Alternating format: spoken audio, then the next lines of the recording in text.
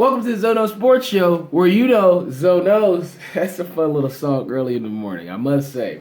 Now, let's start out with some talk about last night. NBA action. I watched the primetime games. Golden State finally looking like they found some splash. Now, they beat Toronto on Drake night. Kevin Durant said he don't care about no Drake night, so I understand that. Kudos to him. He had a big game against Toronto. Drake, stop harassing Doris Burke for TV time. Come on, man. You're better than that, Drake. You go 0 to 100. Come on now. You sing about fake love. Don't give it out.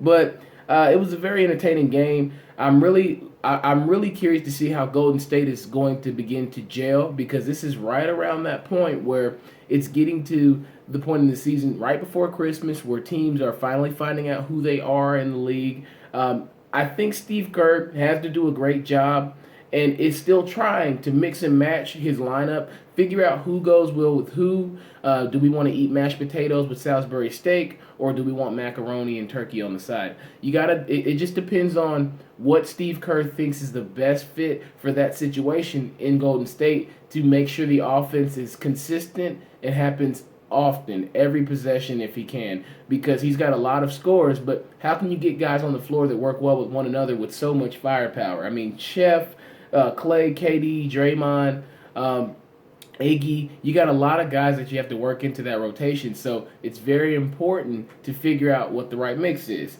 How can they maximize it? I want to see that. And they play the Celtics on Friday. How will they handle the defense one-on-one in this game? I think the Celtics are the best team as far as on-ball defending than anyone else in the NBA. Man on man, they've got guys that are long, but also Isaiah Thomas, he's not the longest guy, but he's a point guard that'll stay in your face on defense. So I'm curious to see how they'll respond on Friday night when they have to play the Celtics, because the Celtics have been pretty banged up all year, but they played some pretty close games against them last year. However, that was without the addition of Kevin Durant. So we'll have to see what happens with that game, but I like Golden State. They're finally beginning to gel. Also, Westbrook blast off against the Rockets. He had a great one-handed slam at the end of the game last night. Westbrook is going to have an MVP-type season. I think that's a foregone conclusion. Everybody that watches the NBA understands that Russell Westbrook is dependent upon having the ball, dominating the ball, and he wants to take a majority of the shots. And his teammates know that and respect that, and I think that's why things are flowing in Oklahoma City, because nobody's going to challenge Russ as the alpha dog. Victor Oladipo plays like an alpha dog, but has a passive personality. And I don't know him personally, but that's what I see on TV. But he's been developing as well, hit an outside shot last night. I really like what the Thunder are doing there. I think they can still compete in the West. That's a three-horse race, in my opinion. People said the Spurs, but they haven't looked great as of late. So I'm going to say Clippers, Thunder, and Golden State will be the teams to potentially come out of the West and play LeBron and the boys. Also, I want to touch on the fact that James Harden has evolved faster than Bulbasaur. He is becoming a points guard. Now, what's a points guard? He can shoot, pass, rebound, do everything you need him to do, but I really like the fact that he's distributing the ball, keeping his teammates engaged. As in past years, people like Dwight Howard, they didn't like the fact that they didn't touch the ball. James Harden would dominate the ball, not get the ball to anyone else on the court. But he's doing a great job of spreading that around. Patrick Beverley, how will he fit back in when he's healthy? I don't know. Now, we'll have to see what happens with the Rockets down the stretch as the season progresses, because will James Harden continue to involve his teammates, or will he become the old traditional James Harden, run, gun, shoot, don't care if I miss, don't play any D? So definitely looking forward to seeing what happens with the Rockets. Also, Phil Jackson, I got to address this point. What's up with this old man? Comes out the other day, refers to Bron and his boys as a posse. Now, yes, I understand that's LeBron's friends, and yes, I understand they work with him in business and they are with him frequently. However, people like Maverick Carter do a great job and play an integral role in what LeBron James does from a business perspective. Phil Jackson needs to respect that. This was condescending and egregious on so many levels. Now, LeBron's a businessman, worth more than Phil Jackson. Phil Jackson, I think, from what I looked up, $45 million net worth. LeBron upwards to about $300 million, and we don't even know what that Nike deal was worth. They say it was worth $1 billion, but we don't know. Maybe we'll find out at some point. But I like Phil Jackson. But this type of behavior is the mindset described in William H. Rhoden's book, $40 million slaves. It's the mindset of probably a majority of the ownership in the NBA, maybe the NFL, especially because there's no minority owners in the NFL. So this is the type of mindset that is denigrating to a lot of African American players, and I don't have a problem with LeBron James having an issue with what Phil Jackson said. We as a culture in America have to be better. This is not 1950, not 1970. This is 2016, okay? And we just had our first African American president. So people making comments like this, they have to be better, okay? And Phil Jackson, I don't think he's a bad guy. He just simply misspoke, but he's got to pay attention to that. Also, the rankings came out for college football. Now, I'm sure people have an issue and need a tissue, but hold on for a second. Maybe they got this right for this point in the season. Alabama, number one, they're the obvious choice. Ohio State, they're dominating. However, they have to play Michigan. They were placed at number two. Now I think both of those teams will cancel each other out because Michigan, they don't have a quarterback right now with Wilson Speight going down. John O'Korn, who had his spot taken by Greg Ward at Houston, he will have to come in and steady the ship. Can he do that? I'm not sure. Ohio State, they've got a quarterback, J.T. Barrett, who's been there for years now, understands the offense, knows what they're trying to do. John O'Korn, you thrust a guy into the fire. How will he respond down the stretch? Because you got a few more games, and then you've got Ohio State. But those two teams will cancel each other out. You got them at 2, Michigan at 3. Now, also, number 4, Clemson. They didn't drop out, even though they lost to Pittsburgh, but I'm curious to see how they work this out down the stretch, the playoff committee, because they lost to an unranked opponent. Now, Louisville ranked just below them at number 5, right in the barber's chair. This is the elevator spot. This is the spot that you want to be in because if anybody loses in front of you, there's no reason why you can't move right in, up the elevator to the floor of your choice. Now, Washington, number 6, they have the 128th ranked schedule in the country, and they lost the game, so they effectively, de facto, eliminate themselves. So I don't think the Pac-12 will be included in that playoff. So that leaves a lot of room for the Big Ten and the SEC, ACC. Wisconsin, number 7, they're in the best position that they could be in because they played a tight game with Michigan, tight game with Ohio State, should have won that game.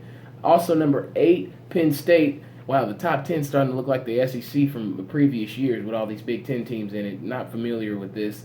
Penn State, they actually control their own destiny. They have the head-to-head factor against Ohio State, came back and won that game. I don't know how they sneakily did that, but they did do it. They play Rutgers and Michigan State down the stretch. Now, I don't think they'll lose one of these games, but Michigan State has the chance to beat them simply because they have the athletes to match Penn State. Rutgers, they don't have a shot. They don't have a gun. They don't have a bullet in the gun. So I think that Penn State, they will possibly lose to Michigan State, but the fact that they beat Ohio State, I mean, do we have to keep them out of the playoff if they go ahead and win all their games? I don't know if you can do that. I just don't know if you can do that. Also, number 9, Oklahoma. The Big 12 needs a conference championship. That's hurting them really bad. No amount of Baker Mayfield magic will help them get back into the playoff picture simply because the Big 12 just doesn't play defense. Their strength of schedule overall is not overwhelmingly impressive. Colorado, number 10. They're in the top 10. I thought these were the same bums. No, they're the Buffs. The Buffs. We finally see what the Buffaloes are about after so many years of being quiet and being bad. They look like those old school 90s teams. So I look forward to seeing what Colorado does with their program in the near future. I don't think they'll get in the playoff race, but it's good to see them at number 10. A big game tonight, Louisville versus Houston. Greg Ward finally gets to meet up with Lamar Jackson in H-Town. Now, who knows? Maybe Bun B and Slim Thug show up and do a halftime show. But this will be a primetime game, Thursday Night Football. Louisville really needs to come out and have a strong showing because if they want playoff love, they've got to crush teams like Houston, who did beat Oklahoma. So that's a big resume-building win for Louisville if they can bust Houston because they've already beat Oklahoma, and Oklahoma's a number 9 ranked playoff team. That will help Louisville's case in their strength of schedule. Now move right over to NFL. Saints versus Panthers tonight in the league. Dab Daddy, he's got a game again. Gotta get a win, man. You already lost to New Orleans, Cam Newton. What are you going to do to make a difference? Don't complain about getting hit late. Get down. You know how they're gonna call the game now. So protect yourself, man. You've already went and talked to everybody you got to talk to. I mean, last year I didn't hear about you going to do meetings in New York with Roger Goodell, but I mean, hey, to each his own. But I'm anxious to see how Drew Brees comes into Carolina tonight and throws the ball around. Now, they can't lose 2 division games. They just can't. The Panthers cannot afford to do that. But the story of the week in the NFL that I want to get to, Tony Romo came out and gave a heartfelt soliloquy the other day. Now, I really liked what he had to say about Dak Prescott, saying that he earned the right to be quarterback of that team, which he did in fact do, because they are 8-1, the Cowboys, and they haven't been good in about 20 years. So all these Cowboys fans that want to pull out their old, dusty, rusty starter jackets, go ahead and do that. You've earned the right to do that. Tony Romo, however, he showed a lot of leadership, and I respect this man a lot more today than I did maybe a week ago, simply because of, I was hard like everybody else on him for his play, but he's a good guy from what I see. Tony knows business is strictly financial. There's my Drake plug for Drake Night, after Drake Night. Also, he understands that every quarterback has their time. Dallas could definitely make the Super Bowl because of this. Makes him an immediate favorite. I think it'll bind that locker room, galvanize the troops. Maybe T.O. had a reason to cry. Maybe there was a reason we saw him sit up there at that podium. That's my quarterback. So, I don't know. Tony Romo, great speech. He'll find a team, but Dak Prescott simply just did a great job coming in and making the most of an opportunity. Now, Conor McGregor, I got to touch on this guy just real quick, came out and said that he will fight Money Mayweather for $100 million. Now, obviously, he's selling himself short because I think he can make a lot more money in this particular business arrangement simply because he's crossing over into the boxing ring. They're both 2 polarizing figures, and they come and clash head-to-head. He'll have to fight under boxing rules, but I think this will be career-wise and money-wise, this will be a smart decision for Conor McGregor. Now, Floyd Mayweather, he's all about the dollar, so if the price is right, he might fight. So I don't know how that'll work, but Conor McGregor says Floyd don't want none of this. So that Irishman, he's got a big mouth, but he backs it up, I must say. College hoops, baby. Champions Classic was decent the other night. What do we know now about teams? We're learning more and more and more as the season cranks up. As you eat your Thanksgiving food, you'll see a few games and you'll say, hey, I like that team. That team's bad. That team's good. Now, Kentucky is as advertised. They've got a lot of great talent. De'Aaron Fox, maybe the second coming of John Wall, with a jumper. So I look forward to seeing Kentucky develop as a team. They've got a lot of young guys. They always do. Coach Cal, I hope he works with them on free throws because that comes back to bite them every year in the tournament and in games that matter. So got to work on free throws. Michigan State had a short turnaround from Hawaii. That was a long flight, I'm sure. So they looked pretty gassed. Looked like slugs playing against Wildcats. But they'll have a great year. Tom Izzo knows how to coach. He'll make sure he gets Miles Bridges and the other guys prepared to have a good season in the Big Ten. And they will definitely go further in the tournament, considering they had that loss last year as a 2 to a 15 seed Middle Tennessee State. Kansas beat Duke on the last-second shot in the second game. That was a great game to watch. Frank Mason, he hit that last-second shot.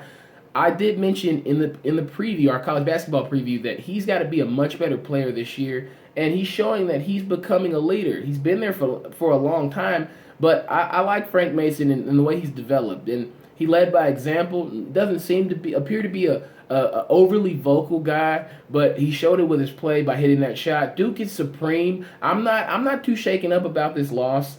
They just have plenty of freshmen that are out right now, injured.